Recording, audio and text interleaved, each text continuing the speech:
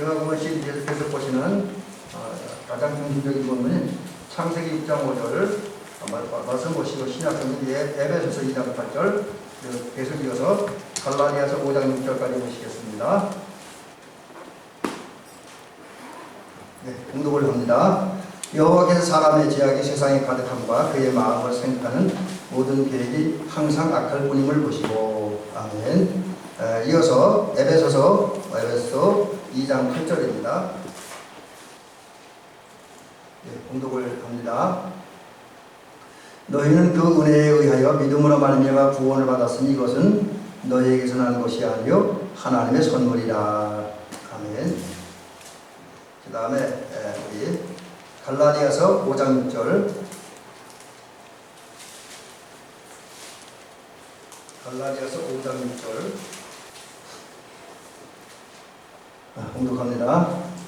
그리스도 예수 안에서는 할례나 무할례나 효력이 없으되 오직 사랑으로서 역사하는 믿음뿐이니라. 아멘. 오늘은 그 큰 타이틀은 큰 제목은 원죄인데 그 중에 원죄 중에 세 번째 등장하는 게 구원의 길이에요. 구원의 길. 자, 여러분 살면서 선물도 많이 받아보셨죠? 그래도 선물도 많이 줘보시기도 하셨죠? 근데 제가 이렇게 저도 선물도 받아봤고 줘보기도 했는데, 근데 그 선물을 받으면서 느끼는 느낌은 달라요. 어떤 분에게 어떤 선물을 받았을 때는 상당히 고맙고 감사하고 기쁩니다. 근데 어떤 경우는 아주 그런 경우 많지는 않지만 아주 극히 드물긴 하지만 선물을 받아놓고 되게 기분이 아주 요상이 않다거나 아주 이 사람이 이 선물을 나한테 왜 줬지 하는 생각이 들 때가 있고요. 또 더 심한 경우는 받고 되게 불쾌할 때가 있습니다. 자, 그러면 왜 그런가? 여러분 이제 우리가 선물을 주고받는데 그 선물 가운데는 우리에게 매우 유익하고 매우 가치 있고 매우 귀한 선물이 있습니다. 반면에 어떤 선물은 별로 받으나 마나 한 선물이 있고 어떤 데는 받아서 손해가 되는 선물도 있어요. 그래서 이제 내게 유익하고 가치가 있다고 여겨지고 또 나에게 선물 준 사람 정성과 어떤 사랑이 느껴지면 되게 감사하고 고맙고 또 그 선물 때문에 내 삶에 큰 유익이 되어지지요. 근데 그렇지 못할 경우 선물을 받고도 좀 찜찜하기도 하고 어떤 데는 선물 때문에 내 삶에 또 다른 어려움을 따르는 것을 보게 되어집니다. 근데 여러분 어쨌든 이렇게 선물을 받은 다양한 반응이 나타나는데, 근데 이 선물은 사람이 사람에게만 주는 게 아니에요. 우리 성경을 보거나 또 우리가 이제 신앙생활하면서 또 일상적으로 살다 보면 우리는 하나님으로부터 많은 선물을 받습니다. 그러니까 우리가 이제 은혜라는 말로 표현하죠. 은혜로. 근데 은혜라는 말은 다른 말로 선물이라는 뜻도 돼요. 그 공통점이 뭐냐면 은혜도 그렇고 선물도 그렇고 내가 어떤 대가를 주고 받는 것이 아니라 나에게 어떤 은혜를 베풀고 사랑을 베푸는 사람은 사랑과 정성에서 받는 거니까 공통점은 있죠. 또 그거는 거기에는 어떤 대가나 뭐가 요구되는 게 아니라 그냥 순수한 마음으로 주는 거예요.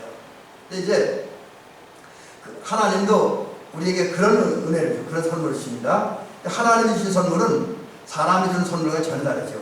사람이 주는 선물은 때로는 불쾌하기도 하고 때로는 좀 요상이 아니기도 하고 때로는 그 선물 때문에 내가 어려움 당하고 고난당하고 별로 유익하지 않은 데가 있는 반면에 하나님이 주신 선물은 우리에게 너무너무 귀한 선물이에요. 우리가 살아가는 데 있어서 현세도 그렇고 앞으로의 세계에서도 꼭 필요한 선물을 주십니다. 또 그 선물을 받으면 우리 삶에 큰 유익이 있어요. 큰 힘이 됩니다. 그런 선물이 여러 가지가 있는데 특별히 지금 우리가 죄와 구원 시리즈에서 특별히 오늘 구원에 대한 얘기를 하다 보니까 이 구원과 관계는 두 가지 선물을 주십니다. 하나는 구원과 관계는 선물인데 우리 자기 실체를 보게 하는 선물을 주십니다. 곧 나를 보게 하는 그 선물을 줘요. 여러분 내가 나를 볼 수 있다. 그래서 내가 누구인지를 정확히 안다라고 하는 것은 상당히 중요합니다.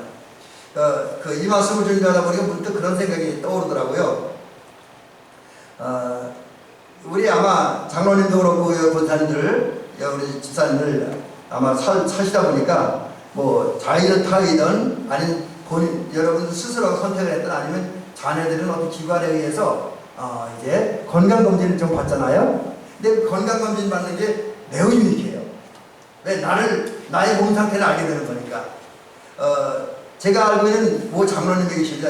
이쪽 지역에 있는 분은 아니고 저기 충청남도 온양에 계신 장로님인데, 이분은 당시에 제가 그 온양 서북할 때 온양동지방에는 온천지길을 섬기시는 장로님이셨습니다. 근데 이분이 제가 이렇게 늘 가까이서 그냥 그 장로님을 모신 게 그분이 이제 TV라든지 녹음기라든지 뭐 이런 전자제품 대동을 하고 계셨습니다. 그러다 보니 제가 이제 녹음기를 사기도 하고 고치기도 하고 또 TV도 하나 사고 그러다 보니까 그 장로님 가게에 종종 들렸어요. 또 길려 뵙고 그래서. 근데 그러다 보니 종종 만났는데 이분이 상당히 건강하셨거든요. 근데 어느 날 갑자기 안 보여요. 그래서 아주 오래 있다가 가게 가버리에 나타나시더라고요. 거의 한 달, 두 달 있다가 가버리에 나타나셨습니다. 그래서 장로님을 물어봤죠. 장로님 요즘 왜 안 보이셨습니까? 그랬더니만요. 병원에 갔다 왔대요. 뭐 뜬금없는 소리가 그랬더니만 이 장로님이 건강진단을 하다가 평상시는 몰랐는데 몸에 암세포가 자라고 있다는 것을 발견했대요. 요즘으로 암이죠. 제가 지금 한 시간이 하도 오래되니까 무슨 암이었는지 그건 잊어버렸는데 어쨌든 전혀 몰랐는데 건강진단을 하다가 암세포를 발견하는데 다행히 그 암세포가 그 몸에 생기기 때 초기래갖고 그렇게 큰 고생을 안 하고 한두 달 정도 이렇게 치료받고 건강한 모습으로 돌아와서 제가 그 충청도에 있을 때까지만은 심지어 온양을 떠나 서산에 있을 때까지만 해도 잘 살았던 것을 보게 되어집니다. 그래서 그것을 보면서 내가 건강하게 살고 행복하게 살기 위해서는 이제 육체적으로 보면 내 몸 상태를 내가 아는 게 대단히 중요하다라는 사실을 절실하게 느낀 적이 있습니다. 여러분 그렇습니다. 이것은 육체의 삶에만 그런 것이 아니라 우리가 하나님이신 구원이라는 선물을 받고 또 더 나아가서 구원을 완성한 후에 우리가 하나님 나라 백성이 되려 있고 한다면 내가 나를 알아야 돼. 아는 게 굉장히 중요합니다. 내가 나를 알아야 돼. 내 하나님 앞에서 내 모습, 내 영적 제가 이제 여기 자막에는 실체라는 나 실제적인 모습이 어떠한가, 내 영혼의 모습, 내 마음의 모습이 어떠한가 하는 것을 아는 게 대단히 중요합니다. 근데 안타깝게도 대부분의 사람은 이거 자기는 몰라요. 제가 이제 이걸 표현하는 자연인이라는 있잖아요. 자연인은 하나님의 형상을 잃어버리므로 범죄하고 하나님의 형상을 잃어버림으로 나타난 인간의 현상인데 그래서 자연이 되다 보면 인간 가치가 추락한 거죠. 자연인들은 눈이 멀고 감각이 무뎌져 갖고 이해력이 사라져서 자기를 모릅니다. 자기 정체를 몰라요. 그래서 자기를 모르다 보니까 엉뚱한 생각들을 하고 있습니다. 자기는 거룩하다, 자기는 의인이다, 다른 사람은 틀렸어도 자기는 맞다, 그런 생각을 하면서 살게 되어진다 합니다. 근데 그것들이 사실은 우리를 구원받지 못하게 원인이 돼요. 여러분 율법의 역할이 뭡니까? 하나님이 이제 그 근로기록된 율법, 종교적인 율법, 제의적인 율법을 지었고 또 하나님하고 흔히 말하는 도덕법을 지었는데 그 목적이 뭐냐면 그 율법을 통해 자기를 발견하게 하는 거예요. 그 자기를 발견한 다음에 자기가 부족함을 아니까 이 부족한 자기의 부족함을 채워주고 문제를 해결을 주님을 바라보고 주님께 나아가게 하기 위해서 하나님 율법을 주신 거거든요. 율법을 주신 목적도 그 율법을 통해 자기 실체를 발견하라고 주신 거예요. 그런 데서 보면 우리가 나를 안다라고 하는 것이 너무너무 중요합니다. 근데 하나님께서 우리 그 당시 선택하신 백성들의 주신 은혜가 뭐냐? 자기를 보게 하셨어요. 자기의 내면 세계를 볼 수 있는, 흔히 우리 성도들로 말하면 우리 영혼을 볼 수 있는, 우리 심령을 볼 수 있는, 우리 정신 세계를 볼 수 있는 그런 눈을 주셨습니다. 그래서 마치 우리가 평상시에 내 몸을 내가 볼 수 없다는데 뼈가 정상에 치워 있는지 어떤 문제가 있는지 모르지만 이렇게 CT 사진이나 MRI 사진을 찍으면 그리고 그 필름을 통해서 내 몸 상태를 내가 확인하잖아요. 마찬가지로 하나님은 내게 신령한 눈을 주셔서 그 신령한 눈을 통해서 정직하게 내 모습을 보게 하셨어요. 여러분 이 은혜가 있길 바랍니다. 남의 모습 보지 말고 내 모습을 보시기 바랍니다. 자꾸 사람들은 자기를 보지 않고 남만 봐요. 자기가 자기 자신은 모르는데 남은 자라. 쉽게 얘기하면 이제 우리 외모로 보면 우리 다른 사람 머리가 흥크러진 거는 아는데 내 머리 흥크러진 거 모르잖아요. 그죠? 거울 보지 않으면 그와 같습니다. 근데 우리 성도들은 주님의 은혜를 입어서 자기를 보는 은혜가 있기를 바랍니다. 자, 그러면 주님께서 자기를 보게 하기 위해서 우리 자신을 스스로 보게 하기 위해서 어떻게 하셨느냐? 우선 말씀이란 거울을 통해서 또 우리 하나님은 우리 인간들에게 형상을 주시면서 선한 양심을 주셨습니다. 제가 이제 자꾸 선한 양심에 대한 말씀을 먼저 한번 드리려고 그러고 아직 못 드렸는데 선한 양심을 가지고 한번 말씀을 준비하려고 선포하려고 합니다. 네, 여러분, 하나님께서 우리 성도들에게 준 두 가지 선물이 있는데 성령 그리고 말씀, 세 가지가 되네요. 성령과 말씀, 여기에 더하여 선한 양심을 주셨습니다. 그리고 그 선한 양심을 통해서 자기 자신을 봄으로써 내가 하나님 앞에 죄인이다, 내가 죄인이라는 사실을 보게 하셨습니다. 그리고 죄인이라는 사실을 발견하면서 더 나아가 하나님의 우리를 봄으로써 나는 하나님을, 교회는 열심히 다니고 신앙생활은 한다고 했지만 내가 지금까지 하나님을 너무 몰랐다. 여러분 스스로 하나님을 얼마나 알고 있다고 생각을 하십니까? 제가 늘 고백을 합니다만 아무리 성경을 읽고 나름대로 기도를 하고 그래도 하나님에 대해서는 아는 것보다 모르는 게 더 많아요. 아는 것보다 모르는 게 더 많아. 이게 이제 이거를 실제 느낄 수 있고 이것을 경험할 수 있으면 이거 큰 은혜 받은 거예요. 하나님께서 우리에게 주신 은혜가 내가 나를 보면서 나는 죄인이다. 나는 하나님을 너무 모른다. 그리고 내가 하나님을 믿는다고 생각했지만 여기처럼 제가 극단적인 표현을 쓰긴 했습니다만 내가 너무나 많은 순간 하나님을 믿지 못하고 살아간다는 사실을 느끼게 합니다. 여러분, 사실 우리가 하나님 믿지요? 예수님 믿지요? 아멘? 네, 저도 믿습니다. 근데 그럼에도 불구하고 우리 순간순간 하나님을 믿지 못하고, 그래서 하나님을 믿지 못하다 보니 기도하지 않고 순종하지 않고 내 생각, 내 이론, 내 경험을 따라 살게 되고 세상 여론을 따라 살게 되는 겁니다. 이 모습으로 발견합니다. 내가 하나님의 은혜, 내가 나를 보았을 때 내가 하나님을 믿는다고 하지만 내가 너무나 많은 순간 하나님을 불신하며 살고 있다라는 사실을 느끼게 한다라고 하는 거죠. 그 다음에 하나님께서 나를 보게 하신 은혜를 주심으로 우리는 내가 죄를 범했고 하나님을 불신하다 보니까 내 영혼이, 내 정신세계가, 내 양심이 너무나 부패되어 있다는 사실을 발견합니다. 그래서 여러분, 흔히 말하는 우리가 빈정거리면서 하는 얘기가, 어떤 교인들은 또 심지어 저 같은 목사님들까지 들키지 말라 계명을 지킨대요. 우리 십계명이 있잖아요. 하나님께 십계명 주는데 여기에 사람들이 하나 더 덧붙여서 만든 계명이 들키지 말라 계명. 들키지 말라 계명 뭡니까? 범죄해놓고도 아무도 못 보면 된다는 거예요. 그 계명을 너무 잘 지킨다는 거죠. 이게 부패한 내 모습. 다른 사람은 나에게서 추하고 더럽고 불결한 이런 모습을 못 봤는데 어느 순간에 하나님의 은혜를 통해서, 특별히 성서를 통해서 선한 양심을 통해서 성령을 나를 비춰보면 내 안에 남들이 드러나지 않은 더러운 죄가 많이 있었다라는 사실을 보게 되고 느끼게 됩니다. 이게 이제 그래서 자기 상태를 정확히 알게 하셨는데 이게 하나님께서 우리에게 주신 선물 중에 하나입니다. 그 다음에 두 번째 선물은 말 그대로 하나님 우리에게 주신 선물 은혜는 구원입니다. 여기에서 오늘 성경에 보니까 성경 본문 중에 하나인 에베소서 2장 8절에 보니까 너희는 그 은혜에 의하여 믿음으로 말미암아 구원을 받았으니.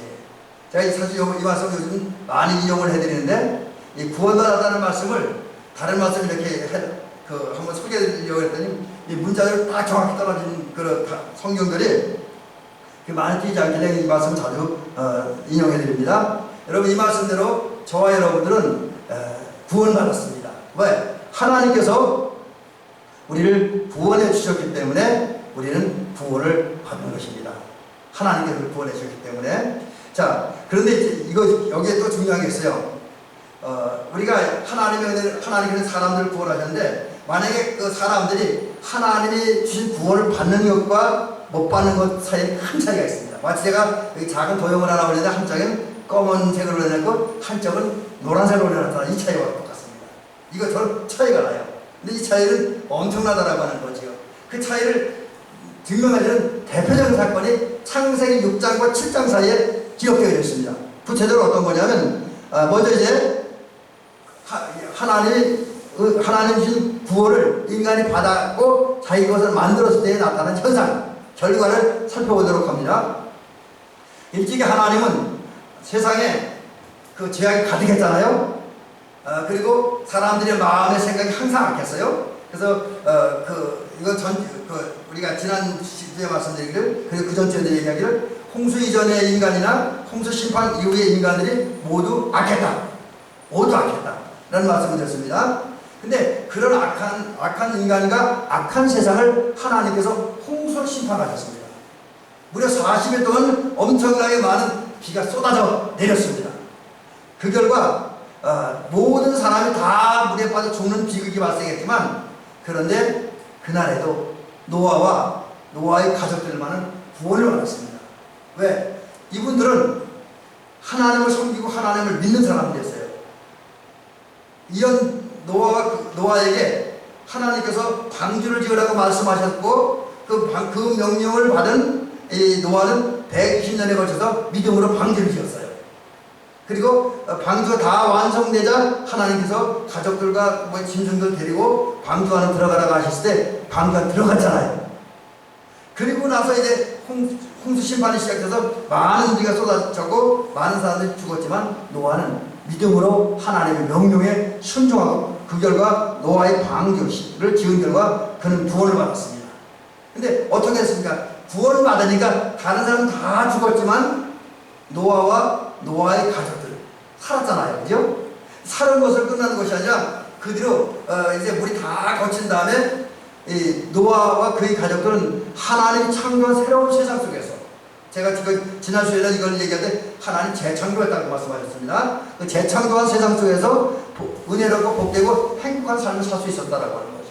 여러분, 하나님의 구원을 받으면 이렇게 살아남고 새로운 세상에서 복된 삶을 살게 되어집니다. 자유한 삶을 살게 되어지죠. 그러나 하나님의 주신 구원을 받지 못하면 어떻게 되냐? 여러분, 이것도 그 홍수 심판 속에서 발견하는데, 세상의 죄악이 관영하고 사람들의 마음을 생각하는 것이 악하니까 하나님은 악한 인간을 홍수로 심판하셨습니다. 많은 비가 쏟아지니까 노아의 가족을 제외한 모든 사람뿐만 아니라 모든 짐승들도 다 죽었어요. 새들도 다 죽었습니다. 바로 이겁니다. 구원받지 못하면 현실 세계에 살아남을 수 있지만 하나님의 심판의 날에 다 죽습니다. 살아남을 수가 없습니다. 또 이 땅에 사는 동안도 육체는 살아있을지언정 그 영혼은 죽은 상태에 있는 겁니다. 그리고 그 최후는 중간에 여러 가지 일들이 있었지만 가장 중요한 최후는 우리가 잘 아는데 멸망당하고 영원한 사망 곧 지옥의 자리에 떨어진다라고 하는 것입니다.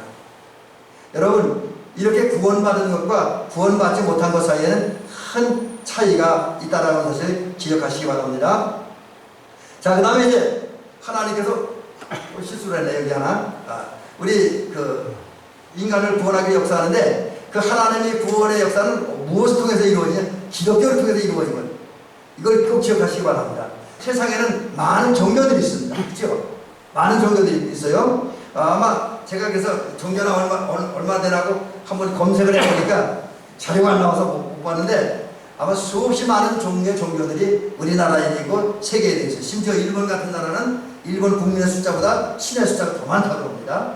그만큼 세상에는 많은 종교들이 있어요. 근데 분명한 것은 우리가 속한 이 기독교, 예수 그리스도를 믿고 따르는 기독교와 예수 그리스도 밖에 있는 종교인 이방 종교들 사이에는 큰 차이가 있습니다. 큰 차이가 있는데 두 가지 면에서 여러 가지 차이가 있을 수 있지만 가장 중요한 이 구원의 문제와 관계에 대해서 두 가지 문제만 말씀드리려고 해요. 우선 첫 번째 차이가 뭐냐면 죄에 대한 표현과 죄에 대한 이해에서 차이가 있습니다. 무슨 얘기냐? 자, 이방의 많은 종교, 불교, 마호메트교, 힌두교, 신천지 다 있어요. 다 있는데 그런 종교들 똑같이 인정하는 건 있습니다. 인간은 죄입니다. 모든 인간은 죄가 있다는 건 부정하지 않습니다. 그리고 죄에 대해서 아주 죄의 심각성을 과장되게 표현합니다. 그러면서 욕심의 사치의 낭비라든지 불의와 부정 같은 걸 아주 심하게 비난합니다. 하여튼 이방 종교들도 악에 대해서, 죄에 대해서는 정죄하고 비판하고 이제 멀리 하려고 하는 건 사실입니다. 모든 종교는 다 나름대로 거룩하고 경건하게 가려고 하니까. 근데 여러분, 그리고 또 이제 그러면서 이분들이 하는 거는 사람은 다 죄이다. 모든 사람은 다 죄악 중에 잉태하고 죄악 중에 출생한다 라는 사실도 말해요. 종교는 대부분이 그렇습니다. 그러나 중요한 거는 사람이 죄인이라는 인정하지만 전적으로 부패하고 전적으로 타락하진 않았다고 얘기해요. 이방 종교 대부분이 그렇습니다. 심지어 어떤 종교들은 인간 속에는 선이, 인간 속에는 거룩이, 인간 속에 있는 의가, 인간 속에는 죄와 악을 전부 같이 있다라고 주장을 합니다. 이게 이제 이방 종교들의 이야기인데, 반면에 우리 기독교 성경은 사람을 어떻게 얘기하냐면 모든 사람이 죄 가운데 잉태되고 불의 속에 태어난다. 뭐 이걸 어떤 면으로 보면 이방 종교도 같이 인정하는 부분일 수도 있는데 그걸 얘기하고, 그 다음에 인간 속에는 하나님을 대적하는 육적인 마음이 있다. 그래서 바울도 이 얘기 고백하잖아요. 내가 원하는 바 선을 행치 아니하고 원치 아니하는 바 악만 행하는도다, 이렇게 고백을 하기도 하잖아요. 또 성경에 의하면 인간은 율법에 순종하지도 않는다는 거죠. 이미 그 자연인이 됐기 때문에 양심이 묻어져, 영성이 묻어져서 율법에 순종을, 다른 말로 하면 하나님의 말씀에, 하나님의 법에 순종하려고 하는 의지도 없다는 거죠. 그리고 실제로 순종하지도 않는다는 거죠.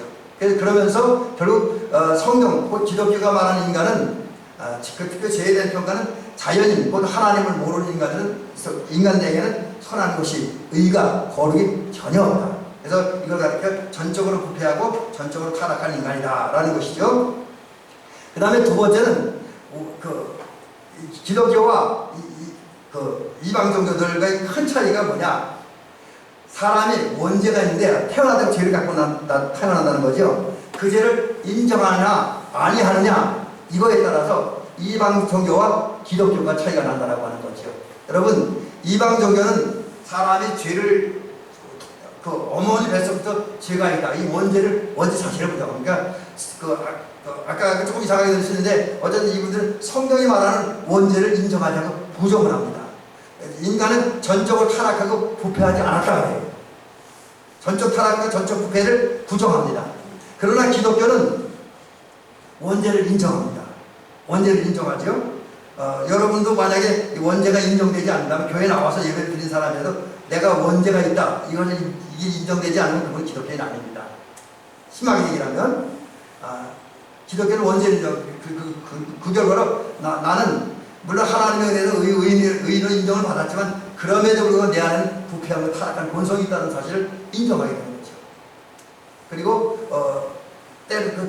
동시에 내 속에 도덕적으로 어긋난 아주 나쁜 생활 습관이 아닌 나쁜 마음과 나쁜 생각이 존재하고 있음을 또 실제로 느끼고 있고, 그리고 고백을 합니다. 또 이제 기독교인들은 이렇게 전적으로 타락하고 부패하다 보니까 내겐 덕스러운 부분도 없고 현명한 부분이 없다라는 사실을 인정하는데, 여기에서 정말 기독교냐 이방 종교냐 그리스도이냐 비그리스도이냐 이게 증명되는데, 내가 죄가 있다라는 것을 인정하면 그리스도이냐 볼 수 있고, 나 죄가 없어, 난 의인이야 이렇게 주장하고 말한다면 그분은 비그리스도이다, 이렇게 이야기할 수가 있습니다. 자, 이제 이런 이방 세상에 많은 종교가 있는데 원죄를 인정하지 아니하는 종교가 아닌 원죄를 인정하는 기독교라고 하는 종교, 기독교를 종교라고 하는 부분에 대해서는 또 여러 가지 이론들이 있는데, 어쨌든 우리 오늘 그 큰 틀 속에서 그냥 종교라고 하는 부분에 놓고 이 기독교라고 하는 그 공동체 속에서 인간을 구하는 하나님의 역사가 나타납니다. 이제 그러면 어떻게 하나님께서 기독교라는 신앙 공동체를 통해서 사람을 구원하는가 하는 것을 살펴봅니다. 다시 새로 나온다면 구원은 이방 종교에는 없습니다. 구원은 오직 기독교, 곧 예수 그리스도를 믿을 때만이 가능합니다. 예수 그리스도 안에서만 있습니다. 그리고 기독교의 본래 존재하는 목적과 또 기독교의 특징이 뭐냐면, 기독교는 사람에게 구원의 은혜를 받게 하도록 알려주고 구원의 세계로 이끌어주는 게 기독교입니다. 그리고 구원받은 사람들이 그 구원의 은혜로 말미암아 주어진 천국을 차지하고 천국 백성이 되게 하는 게 기독교입니다. 이 두 가지가 기독교에서 가장 중요한 것이죠. 근데 이런 귀한 선물 중에서 예수님께서 일하시는데 그것은 뭐냐면 예수님이 우리 영혼의 의사가 된다는 거죠. 왜? 그리고 영혼의 의사가 되신 예수님은 그 하시는 일이 뭐냐? 우리의 영혼의 질병을 치료하십니다. 자, 그러면 영혼의 질병이 뭐냐? 이미 우리 잘 알고 있다시피 바로 우리의 죄입니다. 우리의 죄. 죄가, 우리 안에 있는 죄가 내 영혼을 병들게 하고 내 영혼을 죽이게 하는 죄입니다. 그게 내 영혼의 안이고 내 영혼의 여러 각종 질병이 되어집니다. 근데 예수님은 이런 질병을 치유하시면서 하나님의 형상을 회복하고 하나님의 형상을 회복시켜주면서 우리에게 구원과 하나님의 나라라는 큰 선물을 주십니다. 자, 그러면 이제 하나님께서 영혼의 의사, 예수님께서 또 하나님께서 영혼의 의사가 되셔 우리 영적 질병을 치료하는데 어떤 모습으로 치료하시느냐? 첫째는 우리의 무신론을 치료하십니다. 지난주에 말씀드린 것처럼 하나님께서 먼저 은혜를 주므로 우리로 하여금 하나님을 알게 하고 예수님을 알게 합니다. 그래서 하나님을 알게 하고 예수님을 알게 함으로 하나님은 없다라고 하는 무신론, 하나님을 믿지 못하는 그 무신론을 치료해 주시고, 그런 다음에 하나님이 내 안에 들어와 계시고 내 안에 역사한다는 사실을 확실히 느끼고 믿게 합니다. 그래서 무신론이 내 안에서 사라지게 하시는 거지요. 그래서 결국은 하나님을 경외하고 예수님을 믿게 하는 것이 우리를 구원하시는 하나님의 역사다라는 사실이죠. 그다음 두 번째는 하나님은 우리 안에 있는 교만이라는 질병을 치료하십니다. 성령을 통해서 우리의 역사하셔서 우리를 두들겨주시고 만져주시고 부셔주셔서 교만함, 나를 앞세우고 나를 내세우고 하나님의 영광을 가로채는 이런 교만을 다 부셔버려요. 철저하게 회개하고 성령을 통해서 먼저 우리 죄를 발견하고 철저하게 회개하고 그런 다음에 나를 부셔버리고 이제 나를 낮추고 하나님을 높이는 겸손한 성도가 되어지게 함으로써 이제 우리의 속에는 교만의 질병을 치료하는 것을 믿으시기 바랍니다. 그 다음에 우리를 구원하기 위해서는 세 번째 하나님의 역사가 뭐냐면 우상숭배라고 하는 질병을 치료하십니다. 우상숭배 뭐냐면 이런저런 일 다 했는데 그것은 안 돼요. 내 능력으로 안 되고 어떤 종교로도 안 돼. 근데 오직 무엇이 가능하게 하는, 특별히 내 안에 있는 죄 문제를 해결하고 내 안에 있는 부패를 해결하고 나를 의롭고 거룩하게 만드는 분은 하나님뿐이라는 사실을 발견하게 하고 하나님을 바라보고 하나님을 의지하게 합니다. 곧 가난한 마음을 품게 하고, 가난한 마음은 나의 실체를 발견하고 나의 실체를 통해서 나의 한계와 부족을 발견한 다음에 나의 한계와 부족을 채워줄 그분을 바라보는 게 이게 곧 예수 그리스도를 바라보고 의지하는 게 가난한 마음인데, 그런 마음을 품게 하면서 우상숭배하는 질병을 치료해서 하나님을 섬기고 하나님을 사랑하게 하신다는 거죠. 그 다음에 아집이라는 질병을 치료하십니다. 아집은 빗나간 자기고집이죠. 근데 우선 주님은 성령을 우리 안에 역사하시고 우리의 한계를 느끼면서 내가 스스로 나를 부정하게, 나의 혈육과 나의 혈기에 나의 욕망을 부정하게 하심으로써 온유한 마음을 품게 하시고, 그 온유한 마음을 품게 함으로 내 안에 공평과 이제 어떤 균형과 이제 또 부드럽고 온화한 마음으로 내 안에서 이제 아집 깨지고 하나님께 순종하는 성도가 되게 하신다는 사실이죠. 그 다음에 하나님께서 우리의 질병을 치료하시는데, 그 다음 사탄의 말자취를 따르는 삶이라는 질병, 사탄의 말자취를 따르지 않게 하는 거예요. 사탄의 말자취를 따르는 게 큰 병인데 이 병을 치료하심으로 이제 사탄의 말자취를 따르게 하시지 않아요. 그럼 사탄의 말자취를 따르는 사람이 성경에 보니까 육신의 정욕을 따라 사는 사람, 곧 몸의 본능과 몸의 욕구의 몸에 대한 본능적인 욕구의 지배를 받으며 사는 사람인데, 그거를 떠나서 이제 육신의 본능을 넘어선 삶을 살게 함으로써 사탄의 말자취를 따르지 않게 하고요. 그 다음에 안목의 정욕, 안목의 눈으로 보고 그 어떤 눈에 보이는 아름다움을 통해서 쾌락을 추구하는 거죠. 그런 욕망을 제거함으로써 이제 사탄의 말자취를 따르는 삶을 제거하십니다. 그 다음에 이 생애자랑 자기를 드러내므로 주변 사람들이 인정받고 칭찬받고자 하는 이 욕망을 주님께서 눌러버려요. 성령의 역사를 다 제거하셔. 그래서 오직 하나님만 바라보게 하고 하나님만 따르게 하면서 사탄의 말자취를 따르지 않게 한다라고 하는 것이죠.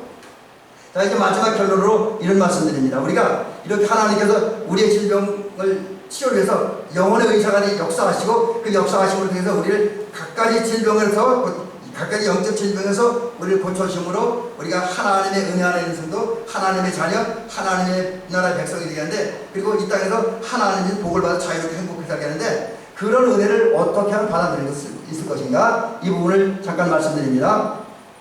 여러분, 우리는 구원받았습니다. 근데 빌립보서 2장 8절에 이거 2장 12절인데 8절 잘못 써놨네요. 빌립보서 2장 12절입니다. 예배서 2장 8절에 여기 뭐라고 되냐? 항상 복종하여 두렵고 떨림으로 너희 구원을 이루라. 여러분, 저와 여러분이 이미 죄와 사망에서 교만에서 우상숭배에서 그 질병 치료받고 구원받았지만 여기서 머물면 안 돼요. 주님 말씀하신 것이 구원을 완성해 가야 됩니다.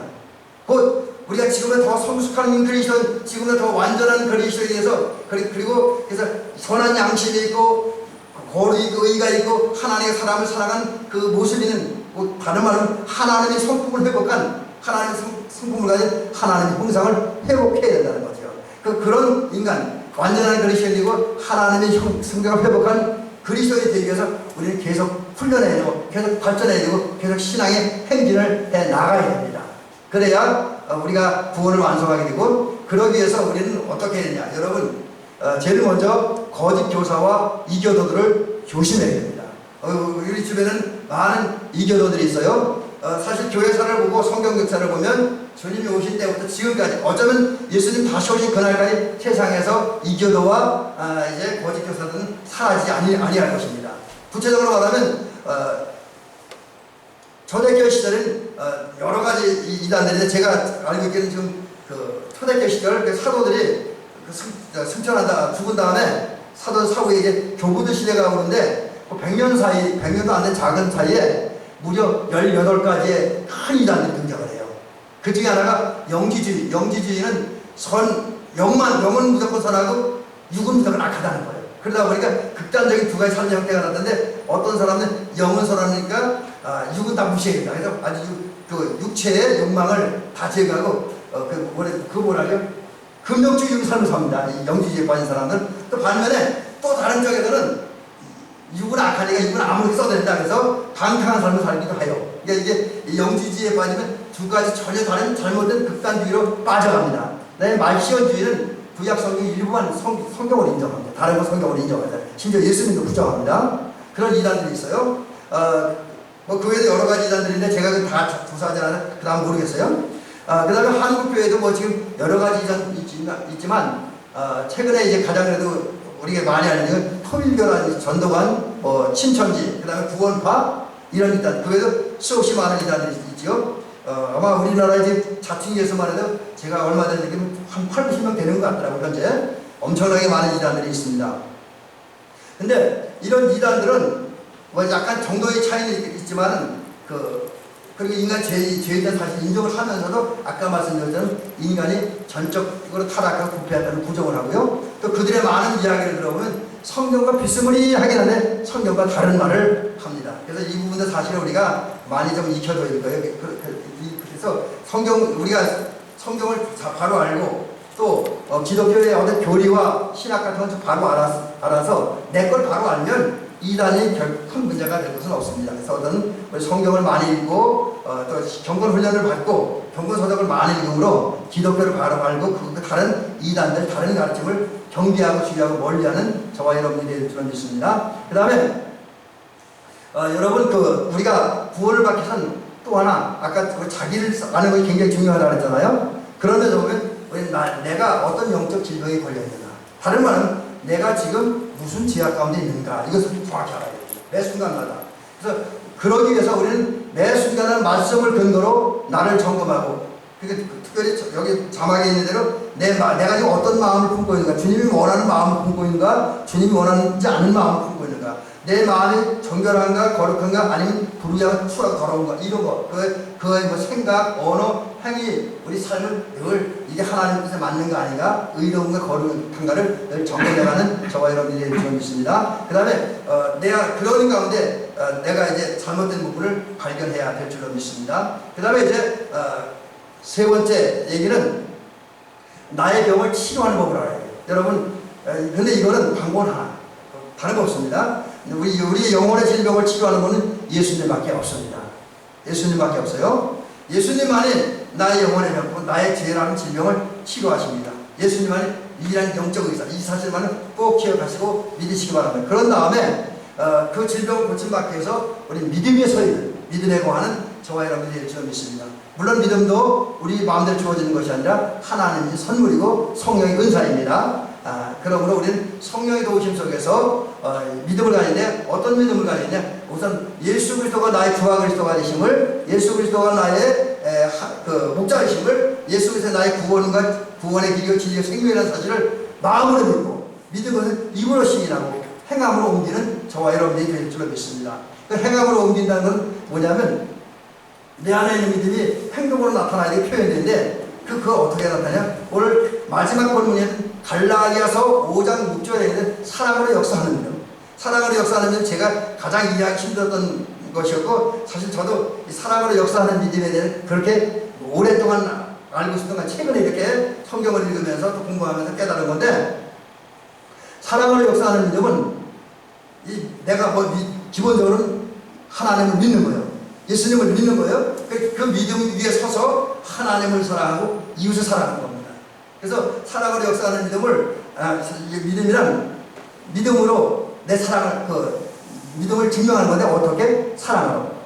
다른 말 쉽게 얘기하면 믿음이 사랑으로 표현될 때에 또 사랑으로 움직이고 활동할 때에 사랑으로 역사하는 믿음이라는 거죠. 그래서 우리가 마음으로 믿고 입으로 시인한 다음에 그 내 안에 있는 믿음을 사랑으로 표현하고 나타날 때에 하나님이 주신 구원을 받을 수 있다라는 사실이죠. 그 다음에 이제 우리는 마지막 부분인데 다시 태어나야 된다. 이 거듭나야 된다라고 하는 거죠. 거듭나야 된다. 여러분 예수님은 우리가 또 한 번 기억하게 예수님이 내 죄라는 질병을 치료하는 의사라는 걸 확실히 믿고 기억하고 그리고 그런 다음에 주님 앞에 나와서 기도해야 됩니다. 영혼의 질병을 치료받고 구원을 받기 위해서 주님이 내 의사라는 걸 믿고 믿음으로 주님께 나올 때 자막에는 있는 모습 그대로 꾸미지 말고 포장하지 말고 있는 모습 그대로 나와서 주님한테 엎드려야 됩니다. 그런 다음에 내 문제를 놓고 내 영혼의 질병의 문제를 놓고 하나님 앞에 회개하고 기도해야 될 줄 믿습니다. 그러면 성령이 역사하셔서 우리가 분명히 변화될 거예요. 거듭나게 될 겁니다. 우리 성도들은 이제 내 영혼의 질병을 치료하는 분은 예수님이라는 사실을 확실히 믿고 믿음으로 예수님께 나와서 엎드려서 주여 내가 이런 영적 질병에 걸렸습니다. 이 질병에 나를 치유하옵소서. 불결함의 질병, 욕심의 질병, 싸움의 질병, 미움의 질병, 시기의 질병이 내 안에 있습니다. 이 질병이 내 안에 사라지게 해주십시오. 이 질병을 치료해 주십시오. 예수의 마음을 품게 해주십시오. 이렇게 기도하고 성령의 은혜를 간구하시기 바랍니다. 그러면 주님의 은혜를 주시고 성령의 역사하심으로 주님의 은혜 가운데 성령의 역사하심으로 저와 여러분은 변화되어지는 거듭나는 은혜를 경험하게 될 것입니다. 그래서 온전한 예수의 사람이 될 것이고 온전한 하나님 나라 백성이 되어야 될 것입니다. 여러분 이 일들을 행하면서 하나님 여러분과 저에게 주신 이 큰 은혜, 큰 선물인 구원을 받아 누리는 저와 여러분들이 되시기를 주의 이름으로 축원합니다.